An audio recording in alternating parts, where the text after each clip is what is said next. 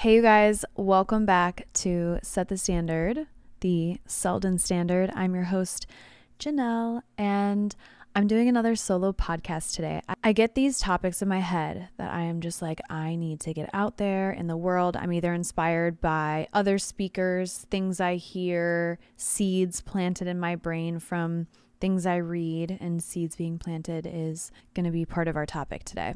So I'm just going to jump right into this. This is going to be called A Healthy Mind and how you get a healthy mind through following the Lord. I know it sounds simple and it sounds cliche maybe. I also am going to just implement things that will get you thinking, whether you believe in God or you're Christian or you're Catholic or whatever you are, or if you're nothing or whatever that may be. I just want to get you to think. And I think one of my biggest goals with my solo podcast and with this podcast in general is just to get you to think. We let so many things think for us, like ChatGPT, TikTok, right? Like sometimes we'll scroll and we'll be like, yeah, that's me. You know, we weren't even thinking about something. And then watching something on social media, something appearing up on our timelines then gets us to think. So we're not really thinking for ourselves. And I guess essentially would be the same. I want you to take it a step further and I want you to think about this further. So this is a healthy mind. I want to start off with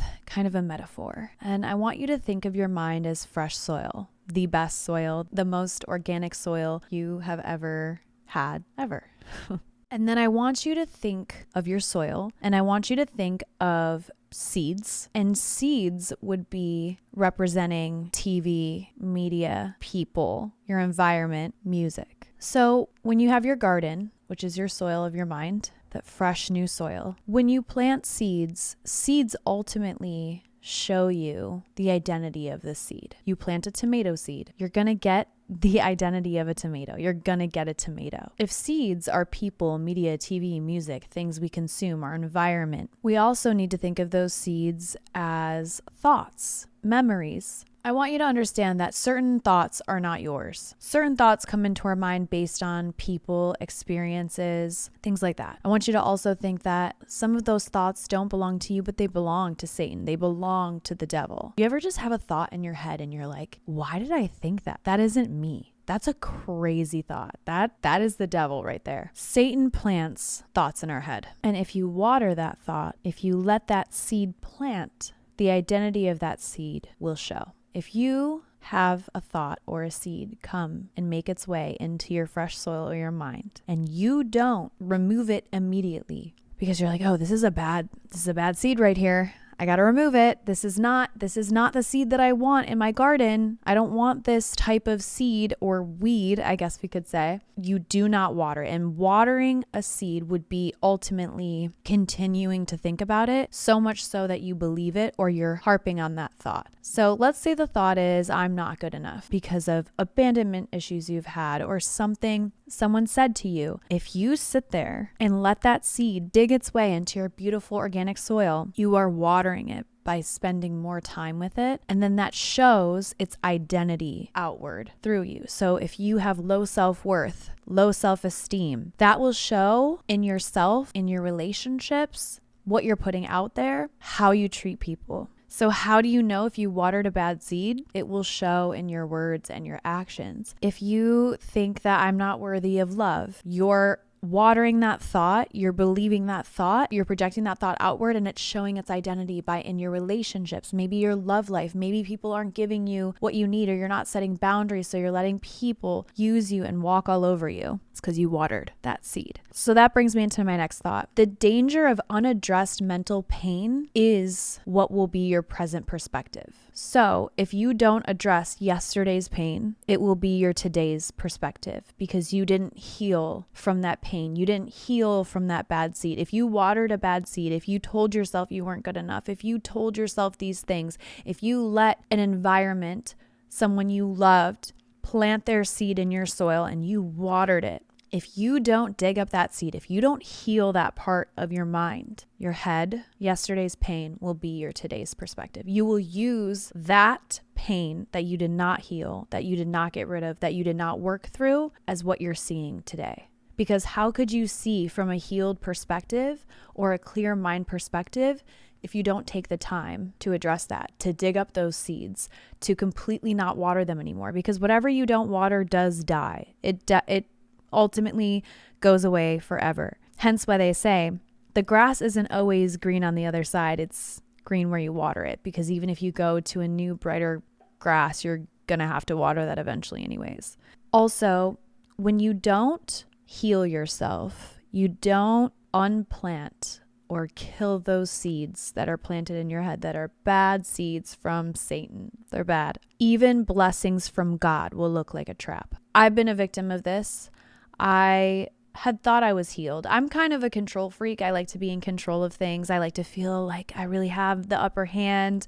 I like to feel like I don't need anybody or anything. I tend to work through pain, but then also time heals. Let's say you go through something so painful and then you just essentially go to sleep or whatever for like months, let's just say. Or let's just say you're watching movies and you're just kind of, I call them blackout days. I've had blackout days after an immense amount of pain. I would say after that, I was like, okay, I thought that I healed, because I was like, I'm just going to do mindless things like watch movies and pace around. I think I did that for like 6 months once. It was crazy. I was like, oh, I'm doing this the right way. I'm healing myself. But I wasn't actually doing the work.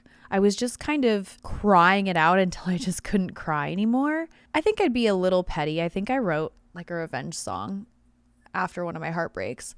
But other than that, I kind of kept to myself. I eventually got to a point where I then partied, got sick of that, and then I was like, okay, I'm done with all of this. I'm just going to take time for myself. And I thought I was healed, but I still didn't address issues that made me hurt in a relationship. And so I basically couldn't tell if something was from God or it was from the devil. I couldn't decipher because I still had bad seeds in my head that I didn't undig. I had watered them for years, and then it's kind of like it was harder to kill them because I needed a powerful plant killer. I needed to actually get a huge shovel and dig it out, not just let it dwindle away like a little weed who didn't get water and it turns into its own soil. I needed to cut the roots out. And so at some moments, if God is showing you a blessing, you'll be skeptical because you still have those bad seeds in your head. So the important thing about healing and digging up bad seeds as soon as they start to come into your mind, immediately, there are days where I'm like, oh, you didn't do good today, or you didn't whatever. I immediately try to flush those out and look at all the good things that I did today to progress me forward. Did I read my Bible? Did I still get a workout in? Oh, I didn't? Let me open my Bible now. Let me see if I can get a 5-minute stretch in. I try to get those negative thoughts out of my head. Oh my gosh, this person didn't want to be in my life anymore. Immediately remove it out of my head and replace it with, that person isn't for me. And I'm going to trust God and I'm going to trust myself. Immediately remove it with something positive, because when you're feeding yourself negative thoughts and then you're watering it, the seeds plant and then they grow roots and then they show identity of what that seed is that you planted. Like a cucumber plant, you're going to get a cucumber. If you're planting a weed, you're going to get a weed. It just is what it is. And that can make even blessings look like a trap. I was listening to Jerry Flowers on YouTube. He's one of my favorite guys to listen to recently. He's incredible. He's an incredible speaker. Definitely great for if you're going through friendship breakups, family issues, heartbreak, any sort of thing like that. Just, he's amazing. Dating, being single, being lonely, whatever it is. He talks about this in one of his things. And I was really inspired by this and I wanted to add my own twist to it. So he's incredible. Check him out. He said a prayer in one of his videos and he said, when you are feeling broken, when you are feeling unhealed, when you are feeling like you're battling inner demons, I want you to pray. And you can pray this now. I'll pray it. God, heal my mind. I say it a few times. God, heal my mind. Cleanse my mind. Cleanse me of this thought and heal my mind. And I'll say it a few times, just over and over. First thing in the morning, I'll get up. Lord, heal my mind. Cleanse me. Heal my mind. And I feel this wash over, like, it's almost like a fresh water feeling. I feel rain over me. And another point I want to say is when you start to identify what kind of seeds you want to plant in your garden, in your soil, in your mind, right? I've been way more careful on what kind of media I consume, what kind of music I'm listening to, the people I'm around, because all those things plant seeds. But with that being said, you become more selective. And sometimes people might be like, oh, this person's changing. They're mean. They're, so guarded. But you do. You start to put that little fence up around your garden, because I don't want any seeds from the weeds blowing in here. I've worked so hard for my garden. I've cleansed myself so much. I've cleansed my garden. I've weeded my garden so much. I don't want the deer coming in here eating all my my flower buds. No. So it may seem like you're being unfriendly or mean, but in general, you just want to stay focused on the people that will help you water your garden as you help them water theirs, and you get fresh, beautiful fruits and vegetables. That's just a thought too. I think when you start changing your mindset, people might have something to say. People might not. Oh, hey, you've changed. Oh, you don't like that song anymore. Oh, you don't listen to rap. Oh, you don't listen to this type of music anymore. No, I choose not to. Oh, okay. You're too good for it. No, it's just not something I want. It's just not something I want to listen to. And it's very, people will always try to test you, and you really have to be careful about what seeds you're planting in your garden. There's another statement I wrote down. Physical paralysis is due to mental analysis. There's the saying, as a man thinketh, so is he. If we talk about relationships or friendships, because those have been some of the hardest things in my life for me. Actually, family relationships as well. Sometimes someone would come to you, right? A friend, my girlfriend, or even my guy friend. I have girlfriends and guy friends. I grew up with all men pretty much. And then my mom, the time that I did spend with her when I was younger, she always had like a lot of guy friends. She had a brother and tomboy type of girl. I have guy friends and girlfriends. They'll come to me, but I love her. I love her and I love him. I say, okay, have you seen the way they think when they don't get their way? Because everybody can think and be good when things are good, right? Everyone can be in church, believe in God, or talk all this great stuff and love and all this kind of stuff when things are going good. But how does somebody think? What kind of seeds do they plant in their head? What are they watering when things don't go their way? Are they feeding into those thoughts of not being enough? Are they feeding into those thoughts of, oh, this person caused me to do it? Are they feeding into those thoughts of not being kind to others when you're down, not being happy for others when you're not on top? Whenever someone tells me that they love somebody, I ask them that and they're like, oh, well, maybe I haven't seen. You should wait and see. Or if they have seen, because honestly, a lot of the times people show themselves hopefully quickly. I've been lucky enough to see things pretty quickly. How does someone handle conflict? How do they handle those bad seeds? How do they handle those people or those influences around them that aren't the best? Because as a man thinketh, so is he. You become what you think. You are what you think. Because your thoughts lead to actions and words. Actions lead to your reality. So that leads me into the topic of overthinking. Overthinking is thinking yourself into something. So could be true, couldn't be true, could be an overthought, could be a dramatic thought. What I've come to find is overthinking is essentially misuse of your creative mind. So what do I mean by that? When you're overthinking, you're thinking about that one thing way overboard, right? You're taking a thought and then you're watering that thought. You're overthinking the thought. What's your creative mind doing? It's putting all of its energy into a made up assumption, a made up scenario, a made up thought, a made up worry. They always say worry is from the devil. Think of yourself driving down a road and you could take two ways. You could go to the left and you could worry yourself all the way into an outcome that could be or couldn't be true, or you could just put your faith in God, not think about it, and get an outcome that could be or couldn't have been true or whatever you were worrying about. Either way, you're getting the same result. The one thing that you gain is your time of you not worrying and focusing on yourself to still get the same outcome. Because if you trust God and you believe in God and you know that you don't have full control over your life, you have some control, but you really don't have all the control.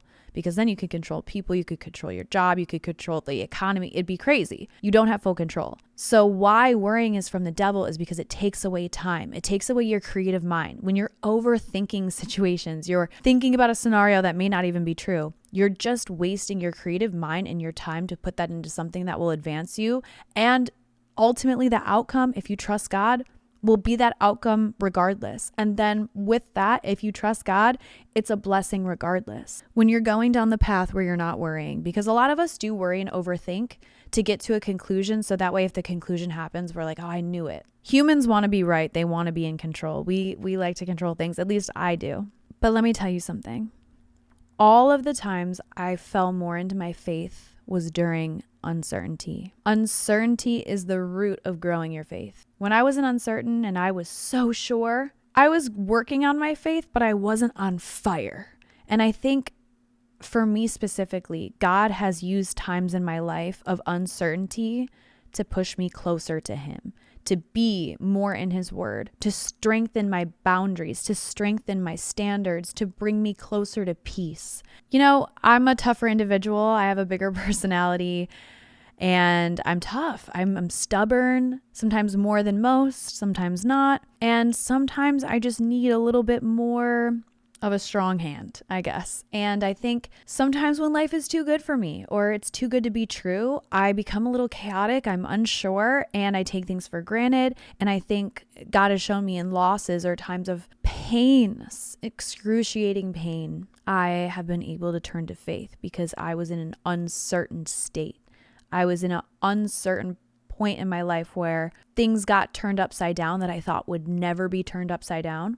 And then my faith got stronger. I turned to Him. Work your faith out when you don't know what's going to happen. I talked about this in my podcast with my stepmom, Terry. She talked about her testimony and kind of how she had a coming to Jesus moment and how she's fully dedicated her life to Jesus and how inspiring it is for me as a woman and how much I really want to be that, like so bad. And I'm striving for that every single day. I'm studying the Bible. I'm in the Word. Add me on the Bible app. I'll put a link down below for you guys.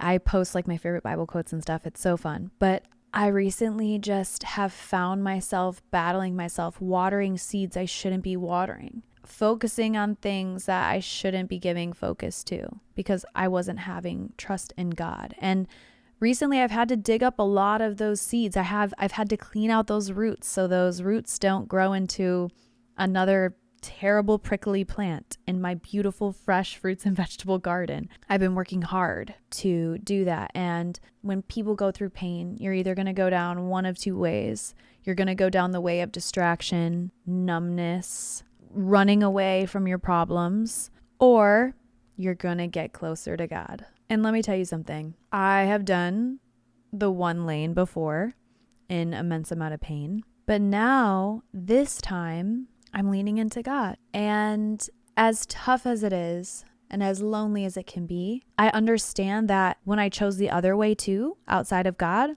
I still found times of loneliness. I still found times of pain. My healing was actually just postponed to when those distractions and that numbingness wore off. It's kind of like I just took some pain medication because I'm on my lady days. You hope that it numbs it out, but I know that also it hurts my stomach. And then as soon as it wears off, I'll feel the pain again, but I just want to get to the days where I'm not feeling pain.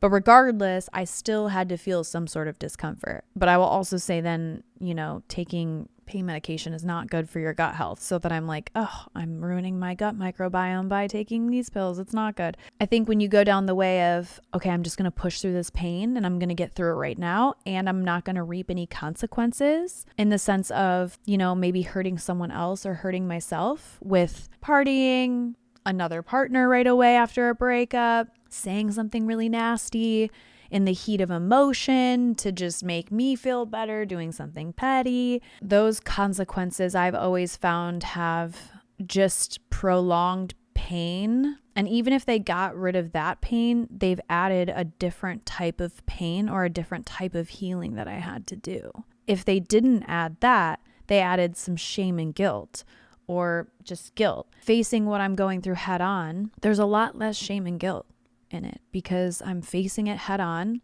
I'm feeling the pain. And as much as there are some days I just want to run my head through a cement wall, I can't get through a day. Mentally, I feel like a sack of cells. I feel just not there. I know that not distracting myself too much from it and really just journaling it out, reading about it, researching about my feelings, praying, talking to God will only bring me peace and joy in the end. Because the other times that I did other ways to get over pain brought me not peace and joy. It didn't give me satisfaction. I didn't feel fulfilled. I still felt hurt. I still felt empty, but it was just 10 months later. And I know now in 10 months, if I'm doing what I'm doing and I'm sticking to my word and trusting in God, peace and joy will find me way sooner. You just have to trust. And regardless if I feel it right away or down the line, as long as I keep building my faith with God, I quit the overthinking, I undig the bad seeds and plant the good seeds, I'll get a great outcome. There's just no way that I won't. If I'm not dealing with other hurt people, if I'm not trying to cover myself with other hurt people or drinking or bad food, not sleeping, not good friends, then if I'm not covering myself in those things, I know I can get to peace and joy way faster and what I want in life. I know so clearly what I want in life now that anything outside of God is like a big red flag. I'm like, oh, can't go over there. Oh, it's tempting, but I'm not going to go over there. I'm not going to overthink about my worthiness. I'm going to say I'm enough. I'm going to say, God, heal my mind, cleanse me. I'm enough. I'm worthy. I'm perfect in your image. I'm made perfect in your image. This podcast, short but sweet, I hope it speaks to you a little bit. I hope you hear where I'm coming from, and I hope you liked this. This is called a healthy mind.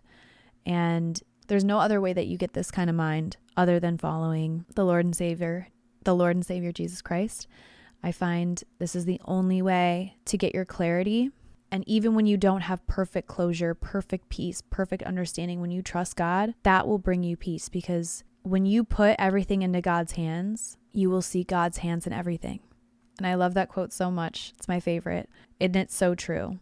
If you give everything to God, every outcome, good or bad, you will see his hand in everything. You will see his hand in your garden. You will see your fruits and your veggies popping up. And so I hope you guys liked my little solo podcast. I hope you guys liked this topic. I just felt super inspired. And I hope you grow your faith, start to grow your faith, get a Bible. I wanted to put in the last podcast, Bibles, to get a Teachings Bible, New King James Version. So it'll have notes at the bottom. Great way to start. You can get any one that you want. It's called a Jesus Bible, and it's by, hold on, let me see. Yeah, it's called the Jesus Bible. It's by Passion Publishing, and it's a really pretty Bible. I just saw a girl talk about it. But if you're on the Bible app and you don't want to purchase a Bible, and you just kind of want to skim through the Bible, I go between the versions of GNT and New King James to look up certain quotes or things that I need. I also have Bible Chat, which is an app. It's like ChatGPT, but the Bible version. So you can literally type in, a friend betrayed me by this and that, or someone told me I'm not good enough. Show me Bible verses where God clearly shows me that, tells me that I'm good enough or I'm enough. And I think it's getting better at its technology, but it tells you certain areas of the Bible that will talk about worthiness. We'll talk about how to be a good wife, how to be a good husband, how to love yourself, how to love others, how to treat others, how to get through tough times and things like that. And then you can go over to the Bible app and kind of read that chapter. It'll say that. You can type it in the search. I really hope you guys like this episode. I had such a great time filming it and talking to you guys. So thank you so much. Don't forget to like and subscribe. Follow us on Spotify. We're on Apple Podcasts. We're everywhere. And so thank you guys again so much for loving us and always being there. And I will see you guys in the next episode. Bye.